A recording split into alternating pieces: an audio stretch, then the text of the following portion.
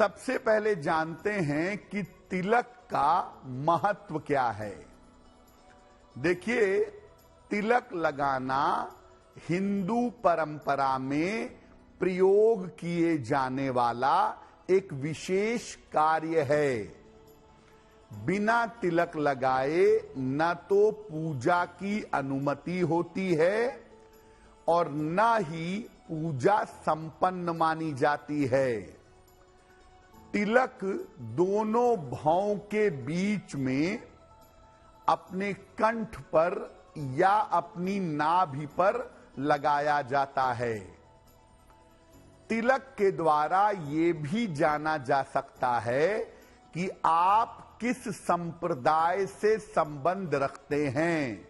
जैसे वैष्णव तिलक अलग होता है, शैव तिलक अलग होता है, शाक्त तिलक अलग होता है और सामान्य तिलक अलग होता है।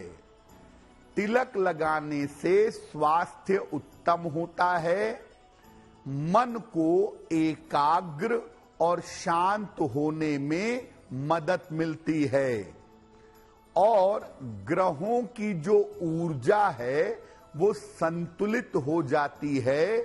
भाग्य विशेष रूप से मदद करने लगता है। यानी तिलक लगाने का मतलब एक तो ये है कि आप ईश्वर की शरण में हैं, ईश्वर की कृपा है आपके ऊपर, और दूसरा अलग अलग तरह के तिलक लगा करके आप अपने ग्रहों को भी निश्चित रूप से बेहतर बना सकते हैं। अब ये जानते हैं कि तिलक लगाने के नियम क्या हैं, तिलक लगाने में किन बातों का ध्यान रखना चाहिए। बिना स्नान किए तिलक मत लगाइए। स्नान करके तिलक लगाएंगे तो तिलक से शरीर में ऊर्जा का प्रवेश होगा। पहले तिलक अपने इष्ट देव या भगवान को लगाएं और उसके बाद स्वयं को खुद को तिलक लगाएं। सामान्यतः अपने को तिलक लगाएंगे अनामिका उंगली से तीसरी उंगली से और दूसरे को तिलक लगाएंगे अंगूठे से। तिलक लगाकर कभी भी मत सोइए। सोने के पहले अपने मस्तक पर से तिलक हटा दें, तब सोएं, नहीं तो आपकी नींद में, आपके सोने में दिक्कतें हो सकती हैं। अब आपको बताते हैं कि अलग अलग तरह के तिलक लगाने से किस तरह का लाभ होता है। चंदन का तिलक अगर आप लगाते हैं तो इससे आपकी एकाग्रता बढ़ती है, कंसंट्रेशन आपका अच्छा होता है। रोली और कुमकुम का तिलक अगर आप लगाते हैं तो इससे आपका आकर्षण बढ़ता है और इससे आपका आलस्य दूर होता है।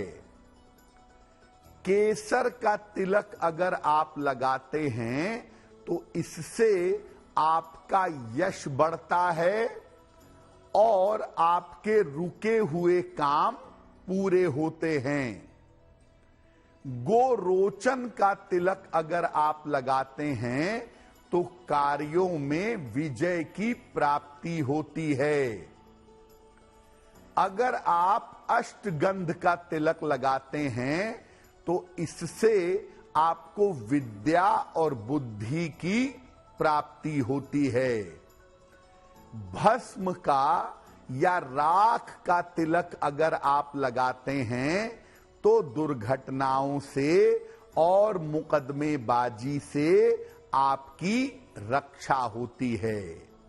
यानी अलग अलग तरह के तिलक जब आप लगाते हैं तो उससे अलग अलग तरह के लाभ आपको जीवन में प्राप्त होते हैं। अब जैसा आपको पहले बताया था कि अलग अलग ग्रहों को मजबूत करने के लिए भी आप अलग अलग तरह का तिलक लगा सकते हैं। तो अब आपको बताते हैं कि किस ग्रह को मजबूत करने के लिए कौन सा तिलक लगाना चाहिए। सूर्य को मजबूत करना चाहते हैं, लाल चंदन का तिलक लगाइए अनामिका अंगुली से, रिंग फिंगर से। चंद्रमा को मजबूत करना चाहते हैं, सफेद चंदन का तिलक लगाइए कनिष्ठिका अंगुली से, सबसे छोटी उंगली से। मंगल को मजबूत करना चाहते हैं, नारंगी सिंदूर का तिलक लगाइए अनामिका अंगुली से, रिंग फिंगर से।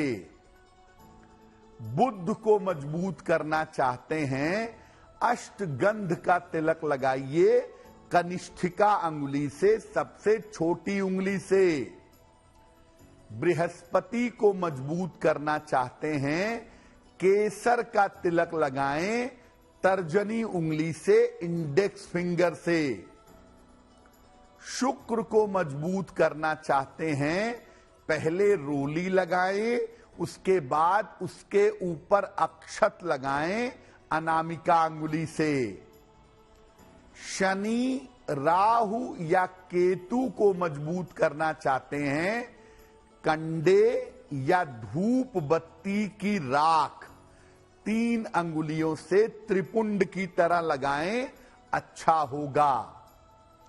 सामान्य स्थितियों में लाल चंदन का तिलक या सफेद चंदन का तिलक अपने भौं के बीचों बीच में, दोनों भौं के बीचों बीच में लाल चंदन का या श्वेत चंदन का तिलक लगाना हमेशा ही लाभकारी होता है। तिलक के साथ 2 बातें बड़ी महत्वपूर्ण हैं, वो हमेशा याद रखें।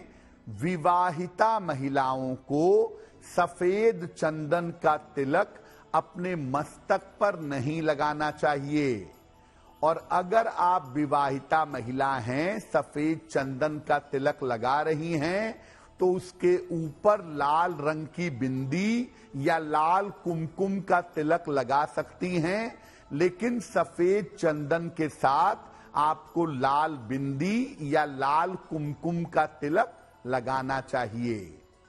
दूसरी बात, विद्यार्थी जीवन में जो लोग विद्यार्थी हैं, परीक्षार्थी हैं, पढ़ाई लिखाई करते हैं, उन्हें सफेद चंदन का तिलक लगाना चाहिए और रेडीमेड के बजाय लकड़ी को पत्थर पर घिस करके जो सफेद चंदन निकलता है उसका तिलक लगाना सबसे ज्यादा बेहतर होगा।